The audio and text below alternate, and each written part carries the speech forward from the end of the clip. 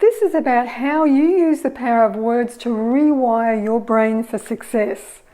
Hi everyone, today I want to talk about something that has a profound impact on our lives but often goes unnoticed.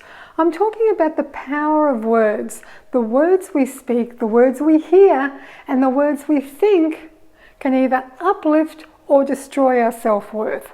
So let's dive in and explore how to reclaim our power and rewire our brains for success.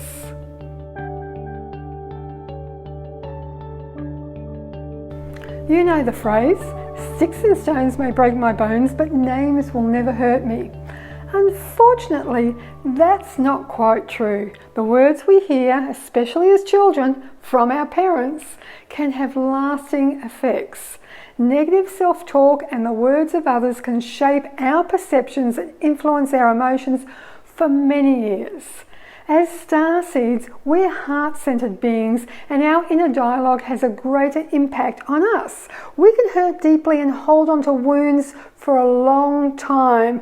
Just look at any family who has squabbles that have been going on for years and years and years, and if you were to ask them how it started, they have no idea. But it started with words. Words have a powerful priming effect. They can mobilize nations, like Gandhi did, or imprison minds, like Adolf Hitler. The words we speak to ourselves and others plant seeds for what's to come next. For example, if you start your day by telling yourself, "Things are always working out for me," you're priming your mind to approach the day with confidence and resilience. On the other hand, if someone you admire tells you you're useless or unworthy, like many of us have had in the past, it can have a lasting impact, can't it? So how do we reclaim our power and rewire our brains? Well, first we need to protect ourselves from external influences. You know, the ones like social media, news, things that are happening that have nothing to do with us, things that will always happen whether we're thinking about them or not.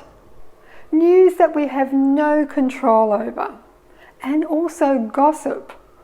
Choose uplifting conversations and surround yourself with supportive friends. Secondly, use your imagination to envision your future.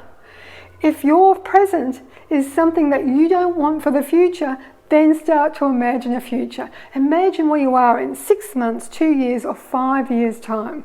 Set intentions into motion and speak to yourself and others kindly. Imagine speaking to yourself from 5 years' time. What advice would you give yourself? How would you act? How would you be? Who are you? The words we choose have the power to uplift or destroy us. Let's choose words that elevate our lives. Speak to yourself and others with kindness. Look for things to feel good about consciously and ignore negative external influences. They'll always be there and you can't do anything about them.